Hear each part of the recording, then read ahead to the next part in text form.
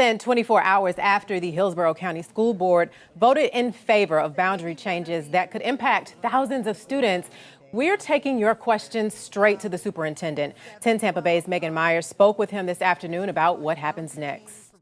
We had 23 schools that were very overutilized, which is 110% or more, or very underutilized, which is 60% or less. Superintendent Addison Davis says that's one of the reasons behind his school boundary plan, which fully repurposes 6 schools and partially repurposes 4. Davis says this plan saves the district around $13 million a year. We asked what he thinks should be done with that extra money. You know what, my aspirations are to work with the board and put all those funds into employee compensation if we can. As for the plan for the impacted teachers, the biggest thing is we'll follow the contract related to having pools and allow teachers to select where locations they want to go work in. As it relates to transportation to and from school. Yeah, so we're already prepared for transportation changes. Every year we change routes based on students' need, and as kids move from elementary, middle school to high school, routes particularly may change. We also asked Davis about those students who walk to school. We're not moving kids, from miles and miles away.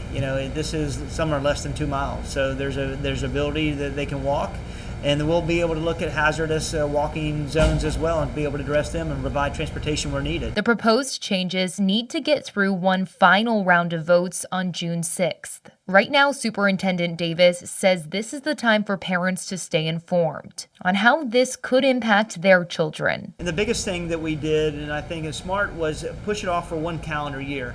While the board made the decision last night for the first reading to approve it, it gives us 1 calendar year for our parents to start engaging into that their current new boundary. In Hillsborough County, Megan Myers, 10 Tampa Bay. The second vote scheduled for June will be the final vote, and on top of these boundary changes, there's still a lot of unsettled fallout from the board's decision to close Just Elementary in West Tampa. This week, 10 Investigates series Changing Face of Tampa, we showed how there have long been talks about moving Just to make room for development along the Hillsborough River. Just is a school that you see far to your right of the screen, and you can see just how close it is to the river. A 2015 redevelopment plan from the city and the Housing Authority showed the area with homes in place of the school and a new K-8 school nearby. I asked the superintendent about this last night, and he says this decision is based on data and has nothing to do with plans he was not here for. I can't speak to what has happened previously to my administration coming in. We've been here a little bit over 3 years, and whatever master plan was presented in 2015, that doesn't include me as the superintendent or any of the current board members. For us, this is a current crisis today. There's no aspiration. Originally, there was conversations about potentially selling Just. It's been very clear on a March 9th workshop that the board does not have aspirations to sell any of our facilities and any of our properties. So that is gone. That is off the table.